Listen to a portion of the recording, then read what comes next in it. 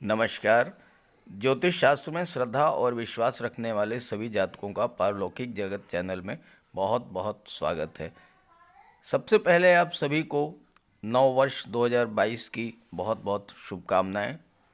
नया वर्ष आने वाला आपके लिए शुभ हो, आपके जीवन में खुशियों की सौगात लेकर के आए, आपका पारिवारिक जीवन सुखद हो, परिवार में प्रेम सौहार्द सामंजस्य बना रहे, लक्ष्मी का आगमन हो।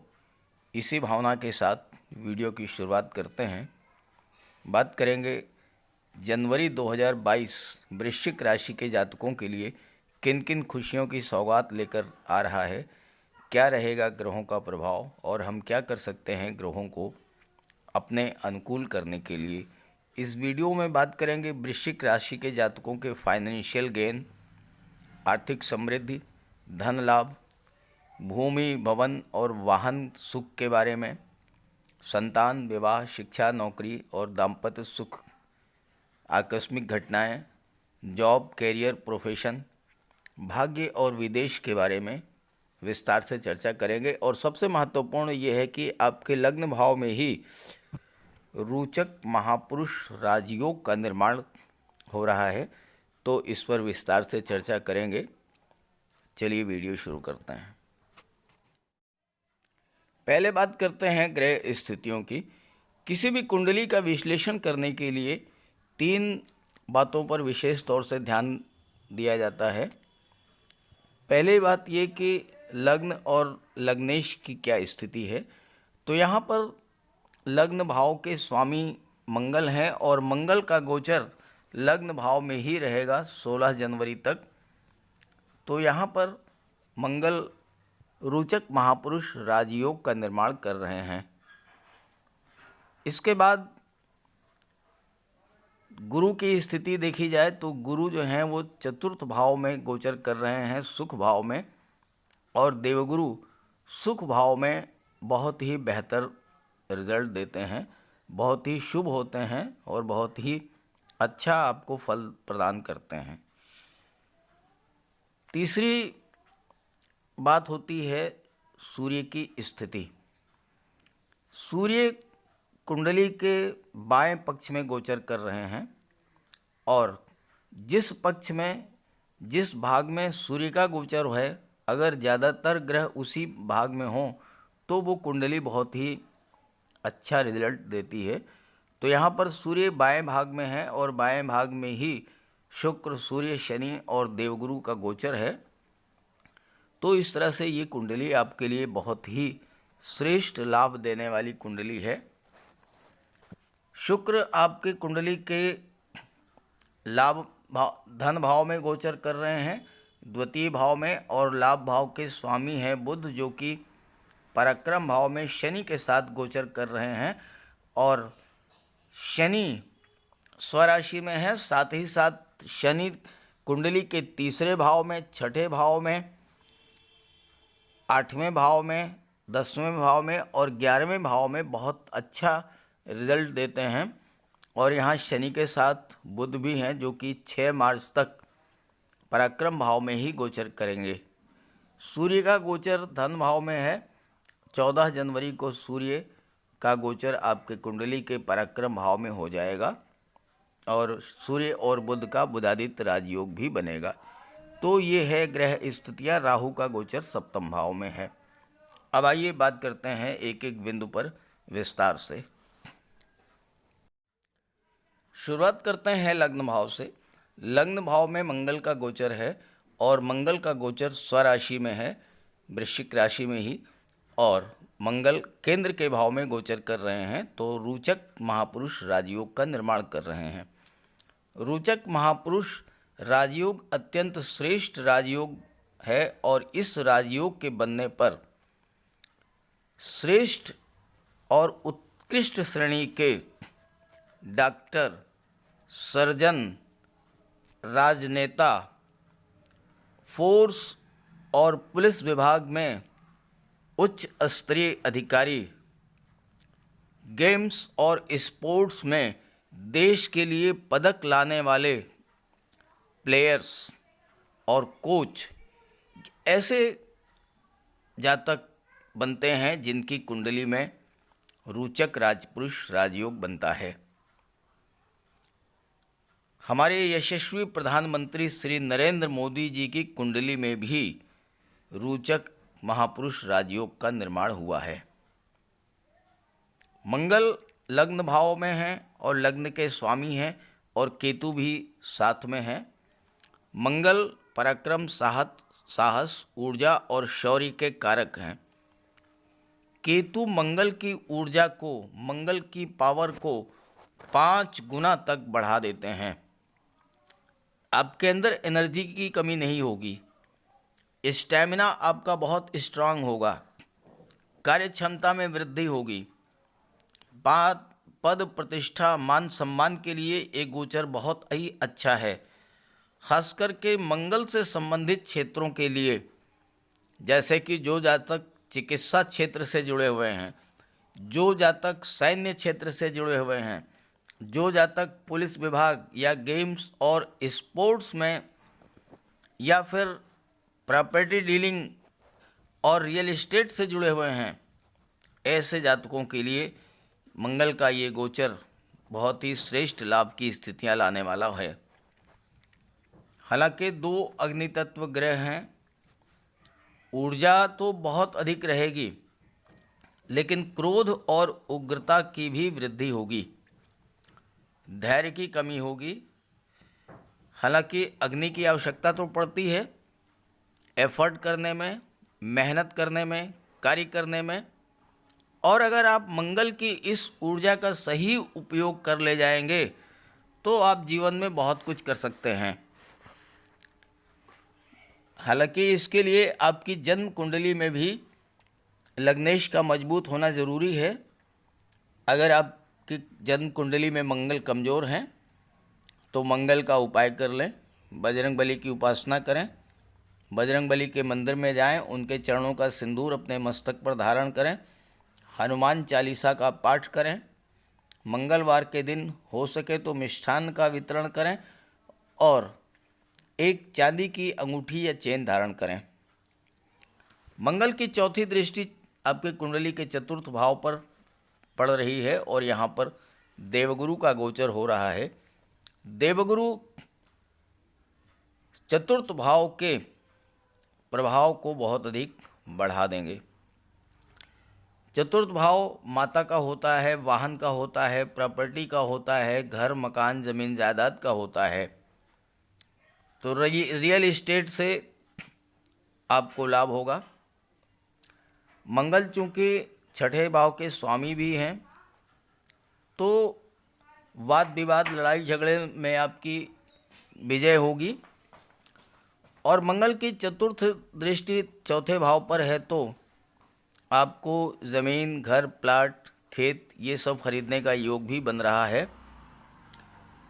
चतुर्थ भाव से भौतिक सुखों, माता के सुख, शिक्षा, राजतिलक, सिंहासन, जमीन जायदाद, प्रॉपर्टी, इन सब का विचार किया जाता है।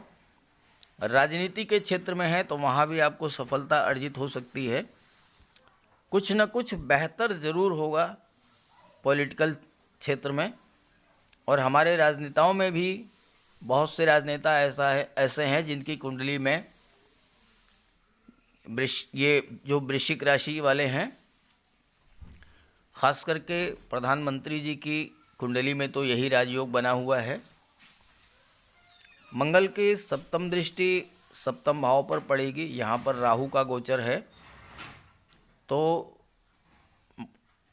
राहु जो हैं और केतु दोनों ही मानसिक भटकाव लाते हैं, कन्फ्यूजन और भ्रम की स्थिति पैदा करते हैं, लेकिन इससे आपको बचना होगा। वहीं कोई ऐसी घटना आकस्मिक रूप से ज़रूर घटित होगी जो आपके हित में हो। केतु का उपाय करने के लिए कुत्ते को, गाय को, कौवे को भोजन कराएं, पक्षियों को भोजन कराएं, दाना डालें पक्षियों को, मछलियों को आटा खिलाएं, तो केतु के उपाय से, केतु से आपको राहत मिलेगी। और मंगल की दृष्टि अष्टम भाव पर भी पड़ रही है तो आपको वाहन चलाते समय भी सावधानी रखनी होगी। और अगर ब्लड संबंधी कोई रोग है तो उससे भी आपको सावधान रहना होगा। बात करते हैं आपके फाइनेंशियल गेन की। तो धन के लाभ का विचार एकादश भाव से किया जाता है और एकादश भाव के स्वामी हैं बुध, जो कि पूरे 67 दिन तक शनि के साथ पराक्रम भाव में गोचर करेंगे। बुध और शनि परस्पर मित्र हैं और 14 जनवरी को सूर्य का भी गोचर पराक्रम भाव में हो जाएगा और सूर्य और बुध बुधादित्य राजयोग बनाएंगे, जो कि अत्यंत श्रेष्ठ राजयोग है। और सूर्य और बुध की दृष्टि आपकी कुंडली के नवम भाव भाग्य भाव पर पड़ेगी। तो भाग्य के सपोर्ट से आपको धन की प्राप्ति होगी, धन का आगमन होगा। और विशेष करके वो जातक जो कि बुद्धि से रिलेटेड कार्य कर रहे हैं, जैसे कि शिक्षक हैं, बैंक कर्मचारी हैं, फाइनेंस रिलेटेड कार्य करते हैं, शेयर मार्केट या करेंसी से जुड़े हुए हैं, ब्याज बट्टा गिरवी ब्रोकरेज का कार्य करते हैं, जिनका कोई शिक्षण संस्थान या कोचिंग इंस्टीट्यूट है, या जो जातक मैनेजमेंट के क्षेत्र से जुड़े हुए हैं, आईटी सेक्टर से जुड़े हुए हैं, तो ऐसे जातकों के लिए चूंकि लाभ भाव के स्वामी बुध हैं, तो धन प्राप्ति के प्रबल योग हैं। और धन भाव में शुक्र का गोचर है। हालांकि 14 जनवरी तक शुक्र अस्त रहेंगे, 15 जनवरी तक, लेकिन 15 जनवरी के बाद जैसे ही सूर्य का गोचर पराक्रम भाव में हो जाएगा, शुक्र अपना पूर्ण प्रभाव और पूर्ण फल आपको प्रदान करेंगे। और शुक्र चूंकि आपकी कुंडली में विदेश भाव के स्वामी हैं, तो विदेश से आपको धन प्राप्ति के पूरे योग बनते हैं।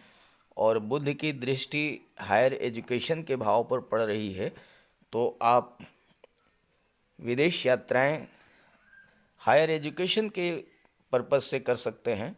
उच्च शिक्षा के लिए आप विदेश जा सकते हैं। और शुक्र के प्रभाव से आपके जीवन में धन, वैभव, ऐश्वर्य और सुखों का आगमन होगा। आइए बात करते हैं बुध के बारे में, जो कि पराक्रम भाव में गोचर कर रहे हैं। और बुध का गोचर सबसे महत्वपूर्ण गोचर है आपकी कुंडली में। बुध का गोचर 29 दिसंबर को आपकी कुंडली के पराक्रम भाव में हो चुका है और पूरे 67 दिन तक 6 मार्च तक बुध का गोचर पराक्रम भाव में शनि के साथ रहेगा। और दृष्टि बुध की पड़ेगी भाग्य भाव पर, तो स्थितियां भाग्य के सपोर्ट से आपके पक्ष में होंगी। हालांकि तीसरा भाव मंगल का भाव है और मंगल और बुध में शत्रुता के संबंध रहते हैं, तो जब तक सूर्य का गोचर 3rd हाउस में नहीं होता है तब तक आपको विशेष सावधानी रखनी होगी, क्योंकि बुध अष्टम भाव के भी स्वामी हैं। तो सूर्य का उपाय कर लें और वाहन चलाते समय विशेष सावधानी रखें। और अगर ब्लड संबंधी कोई रोग है तो आप अपनी विशेष केयर रखें। हालांकि बुध अष्टम भाव के स्वामी हैं, तो आपकी जीवनी शक्ति में वृद्धि करेंगे, रोगों से मुक्ति भी दिलाएंगे, आपको दीर्घायु भी बनाएंगे। और आप अपनी वाणी और सौम्य स्वभाव के कारण दूसरों से संबंधों में विस्तार करेंगे। बुध एक सामाजिक ग्रह हैं, सामाजिक प्रतिष्ठा और मान सम्मान के कारक हैं। आपकी रुचि ज्योतिष, तंत्र मंत्र, गुप्त विद्याओं में बढ़ेगी। जो जातक रिसर्च के क्षेत्र में हैं उनके बुद्धि और ज्ञान में वृद्धि होगी और वो कोई नई और अनूठी चीज़ का आविष्कार कर सकते हैं। विशेषकर टेक्नोलॉजी, आईटी सेक्टर और कॉमर्स के क्षेत्र में कुछ नया कर सकते हैं। आकस्मिक धन लाभ के भी योग हैं। ससुराल पक्ष का भी सहयोग मिलेगा। जैसे ही सूर्य का गोचर 14 जनवरी को पराक्रम भाव में हो जाएगा, तो नौकरी पेशा जातकों के लिए स्थितियां उनके पक्ष में होंगी। जो लोग नौकरी की तलाश में थे, बार बार इंटरव्यू दे रहे थे, किसी न किसी कारण से असफल हो रहे थे, वो बुधादित्य राजयोग के बनने पर सफलता अर्जित करेंगे और उन्हें जॉब मिले। व्यापार के क्षेत्र में एक नई शुरुआत के संकेत बन रहे हैं और अगर आप शेयर मार्केट या पूंजी निवेश का कार्य करते हैं तो बहुत अच्छा योग आपके लिए है। शेयर में लॉन्ग टर्म पीरियड के लिए निवेश करना आपके लिए बहुत बेहतर रहेगा। और अगर आप नौकरी पेशा हैं और किसी दूसरे व्यक्ति के साथ पार्टनरशिप में व्यापार करना चाहते हैं तो भी ये समय आपके लिए बहुत अच्छा रहेगा। बुध यहाँ लाभ भाव के स्वामी हैं तो धन का लाभ तो दिलाएंगे ही, साथ साथ संतान लाभ के भी योग बन रहे हैं। चूँकि शिक्षा और संतान भाव के स्वामी गुरु हैं और देवगुरु सुख भाव में गोचर कर रहे हैं, साथ ही साथ सप्तम भाव के स्वामी हैं शुक्र, जो कि विवाह के कारक हैं और शुक्र बुध के मित्र हैं तो विवाह के भी योग बनते हैं। शनि भी शुक्र के मित्र हैं तो आपके वैवाहिक प्रयासों में सफलता मिलेगी। और जैसे ही सूर्य का गोचर 13 फरवरी को मकर राशि में से कुंभ राशि में होगा, आपके विवाह के प्रबल योग बन जाते हैं। लव और रोमांस की स्थितियां भी आपके पक्ष में रहेंगी। बुध की दृष्टि नवम भाव पर है तो आपके घर में कोई मांगलिक आयोजन भी हो सकता है। हालांकि ये आयोजन 15 जनवरी के बाद ही होगा और शादी ब्याह का जो फाइनल संबंध है, जो विवाह का योग है, वो भी 15 जनवरी के बाद ही बनेगा, क्योंकि 15 जनवरी तक शुक्र जो हैं वो अस्त रहेंगे।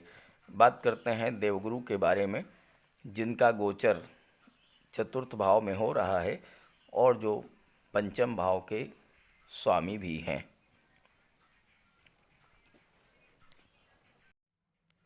देवगुरु का गोचर आपकी कुंडली के चतुर्थ भाव में है, जहां से भौतिक सुखों का विचार किया जाता है। ज़मीन जायदाद, प्रॉपर्टी, वाहन और माता के सुख का विचार, पारिवारिक सुख के विचार का विचार जो है वो चतुर्थ भाव से किया जाता है। और देवगुरु चतुर्थ भाव में दिग्बली होते हैं।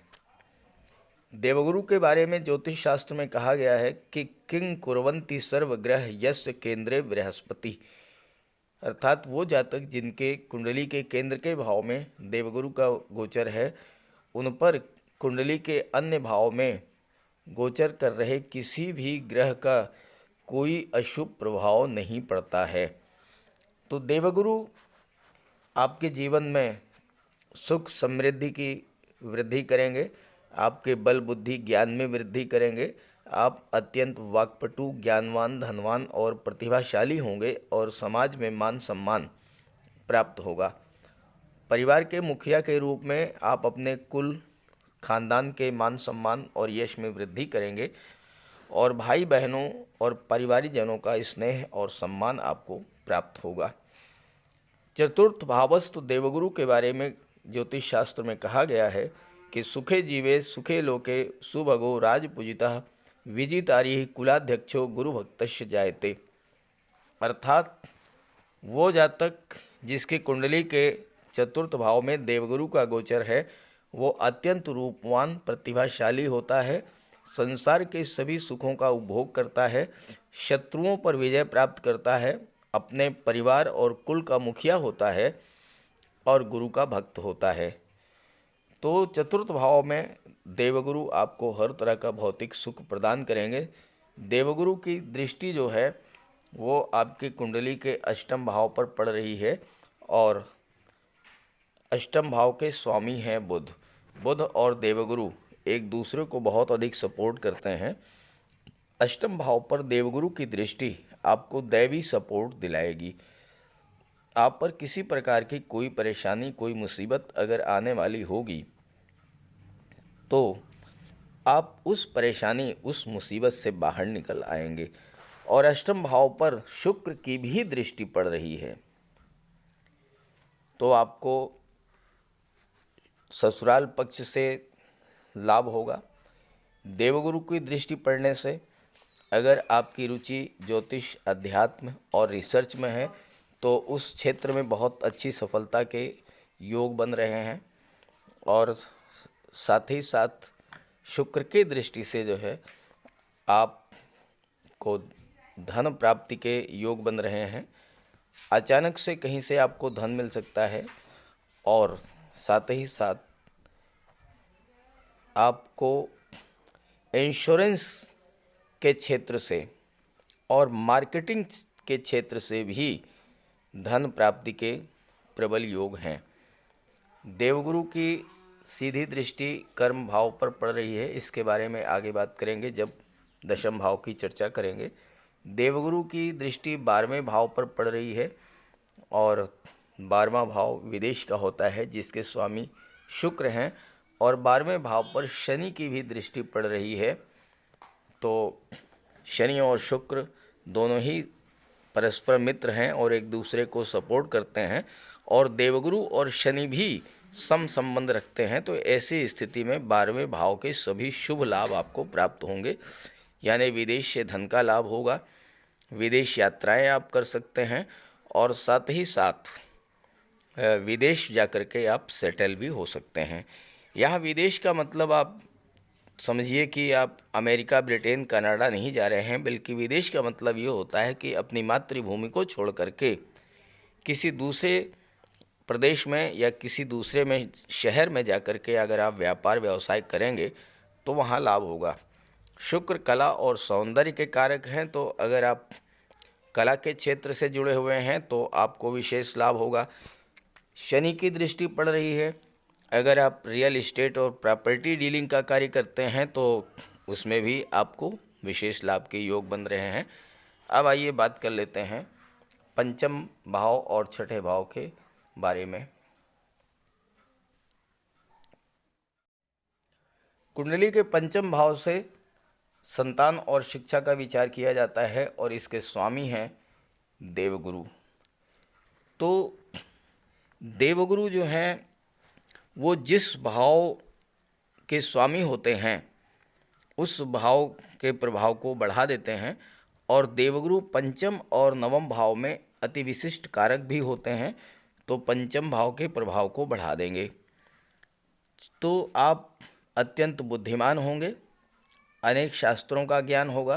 कहने का अर्थ ये है कि आप मैनेजमेंट के क्षेत्र में, आईटी सेक्टर में या कॉमर्स के क्षेत्र में या मेडिकल क्षेत्र में अगर आप पढ़ाई कर रहे हैं तो आपको उच्च स्तर की सफलता मिलेगी।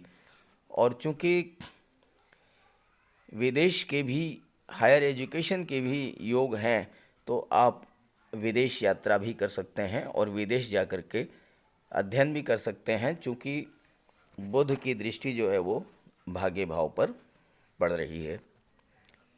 शिक्षा के क्षेत्र में ऐसे जातक विशेष उच्च स्थान प्राप्त करते हैं और अपने कुल खानदान का नाम रोशन करते हैं। शिक्षा पूरी करते करते कॉम्पिटिटिव परीक्षाओं को भी क्लियर कर लेते हैं और उन्हें जॉब भी मिल जाता है। पंचम भाव में गुरु हमारी बौद्धिक क्षमता, कल्पना शक्ति को बढ़ा देते हैं। इसका परिणाम ये होता है कि ऐसे जातक उच्च शिक्षा को प्राप्त करते ही हैं, अपनी प्रतिभा के बल पर नए नए इनोवेशंस भी करते हैं, जिससे कि समाज और कार्य क्षेत्र में मान सम्मान और धन की प्राप्ति होती है। और संतान अगर इस गोचर काल में होगी तो अत्यंत प्रतिभाशाली होगी और जन्म के साथ ही अपने पिता परिवार का भाग्योदय करने वाली होगी। पंचम भाव में देवगुरु जातक को विशिष्ट ज्ञान प्रदान करते हैं, यानी जातक अपने विषय में स्पेशलिस्ट होता है। छठे भाव की बात करें तो इसके स्वामी मंगल हैं और मंगल आपके लग्न के स्वामी हैं, तो आपको हर तरह का छठे भाव का शुभ लाभ आपको देंगे। ननिहाल पक्ष से आपको सपोर्ट मिलेगा। हालांकि मंगल के प्रभाव से, चूँकि मंगल शत्रुहंता होते हैं, तो शत्रु तो वैसे भी आपसे दूर भागेंगे। यहाँ एक चीज़ मैं आपसे कहना चाहता हूँ कि मंगल की दृष्टि पंचम भाव पर पड़ रही है, तो जो माताएं गर्भवती हैं उनको विशेष सावधानी बरतने की ज़रूरत होगी, क्योंकि मंगल सर्जरी के कारक होते हैं और मंगल छठे भाव के स्वामी भी हैं और उनकी दृष्टि जो है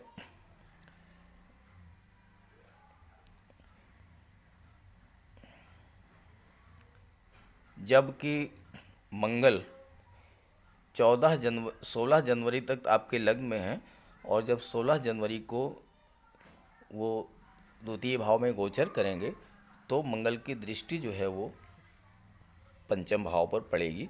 और जब पंचम भाव पर मंगल की दृष्टि पड़ती है तो मंगल चूंकि चिकित्सा और सर्जरी के कारक हैं, इसलिए गर्भवती माताओं को विशेष सावधानी रखनी पड़ेगी। इसके अलावा और कोई विशेष प्रभाव नहीं है संतान और शिक्षा के भाव पर। रोग और ऋण से आपको कोई दिक्कत नहीं आएगी, चूँकि मंगल आपका इम्यून सिस्टम बूस्टअप कर देंगे, और शत्रु तो वैसे ही आपको देखते ही भाग खड़े होंगे।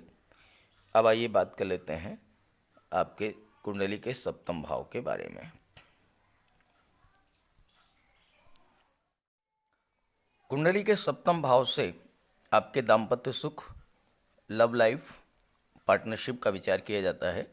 सप्तम भाव के स्वामी हैं शुक्र, और शुक्र धन भाव में गोचर कर रहे हैं। वक्री अवस्था में हैं और 29 जनवरी तक धन भाव में ही गोचर करेंगे। वक्री अवस्था में सौम्य ग्रह और भी अच्छा फल प्रदान करते हैं। शुक्र सप्तम भाव में योग कारक होते हैं। नैसर्गिक रूप से सौंदर्य के कारक हैं शुक्र, और अगर आपका विवाह इस गोचर काल में होता है, चूँकि शुक्र विवाह के कारक होते हैं, तो अत्यंत सुंदर और आकर्षक जीवन साथी आपको प्राप्त होगा। आपका जीवन साथी राजसी स्वभाव का होगा और आपसे बहुत अधिक प्यार करेगा। शुक्र आपकी हर इच्छा को पूरा करेंगे, और शुक्र के प्रभाव से आपका व्यवहार, आपकी वाणी अत्यंत मधुर होगी, जिससे कि आपके दाम्पत्य जीवन में भी सुखों की वृद्धि होगी।